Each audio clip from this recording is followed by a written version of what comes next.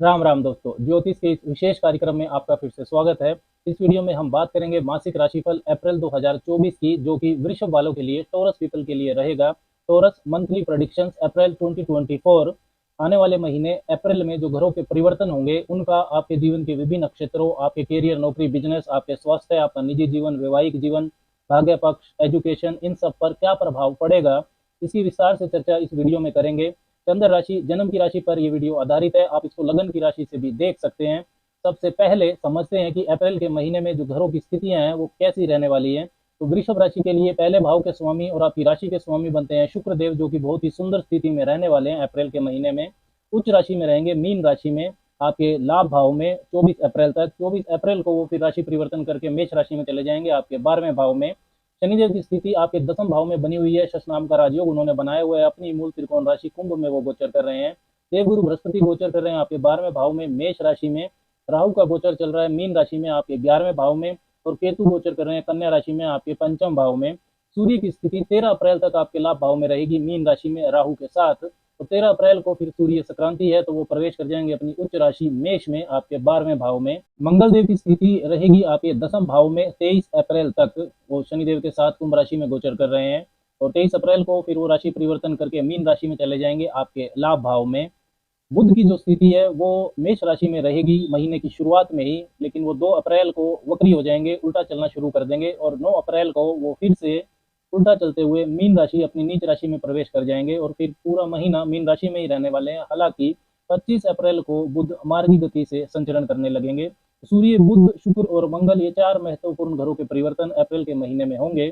तो अब इन ग्रहों की स्थितियों से क्या संकेत मिलते हैं, इसकी बात करते हैं। तो सबसे पहले स्वास्थ्य को देखें, हेल्थ को। तो आपकी राशि के स्वामी शुक्र 24 अप्रैल तक वो उच्च राशि में रहेंगे आपके लाभ भाव में मीन राशि में। तो स्वास्थ्य आपका अच्छा दिखाई दे रहा है।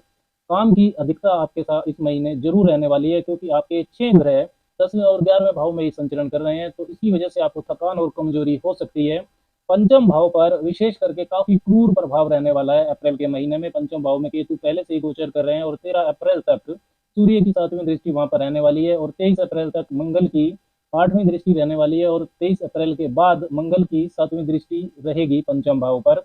और पंचम भाव के स्वामी बुध अधिकतर समय वक्री अवस्था में रहने वाले हैं। तो पेट का आपको बहुत ध्यान रखना होगा। पाचन तंत्र की समस्याएं, एसिडिटी का बढ़ना, ये सब परेशानियां आपके साथ अप्रैल में हो सकती हैं।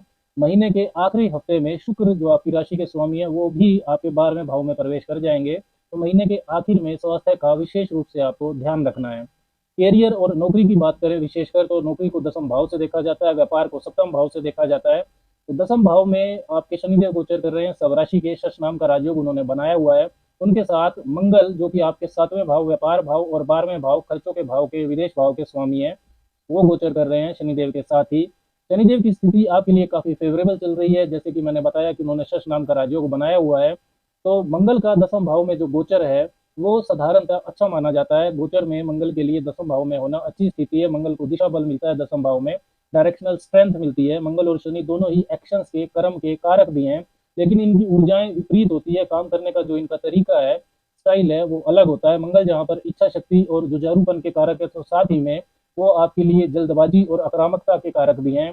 और शनि देव धैर्य और अनुशासन से चलने के लिए कहते हैं। तो और साथ में मंगल देव की जो मूल त्रिकोण राशि है वो आपके 12वें भाव में पड़ती है। तो मंगल आपके लिए अलगाव यानी कि आइसोलेशन की ऊर्जा भी रखते हैं।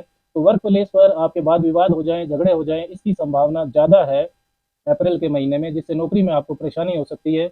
मंगल देव की जो चौथी दृष्टि है वो आपके पहले भाव पर भी रहेगी। तो आपके स्वभाव में जो ऊर्जा लेवल है वो बढ़ा हुआ रहेगा, इसलिए सहनशीलता रखना आपके लिए बहुत जरूरी है अप्रैल में।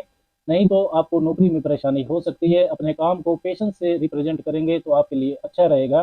मंगल व्यापार भाव 7वें भाव के स्वामी भी हैं, तो आपके बिजनेस में, बिजनेस पार्टनरशिप्स में भी आपके संबंध खराब हो सकते हैं।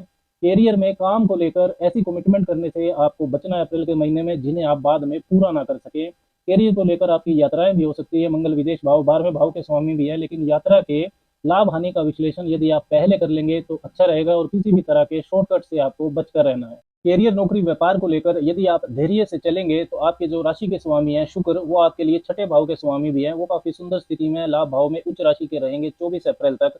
तो पद प्रतिष्ठा आपकी बढ़ सकती है। यदि आपकी कुंडली, जन्म कुंडली में भी शुक्र मजबूत स्थिति में है और शुक्र की दशा अंतरदशा चल रही है, तो आपको विशेष लाभ हो सकता है। बोनस इंक्रीमेंट वगैरह मिल सकता है। कार्य क्षेत्र में किसी फीमेल से आपको फायदा हो सकता है। Real estate, engineering, vehicles, manufacturing sector, import export, construction, beauty products, hospitality sector, cosmetics, perfumes, इन सब क्षेत्रों से जो वृषभ वाले जुड़े हुए हैं उनको विशेष लाभ हो सकता है शुक्र की वजह से। मंगल 23 तारीख के बाद आपके लाभ भाव में गोचर करेंगे, तब आपके व्यापार में और भी तेजी आएगी, आपकी डेली इनकम बढ़ेगी और आपकी छवि भी अच्छी होगी।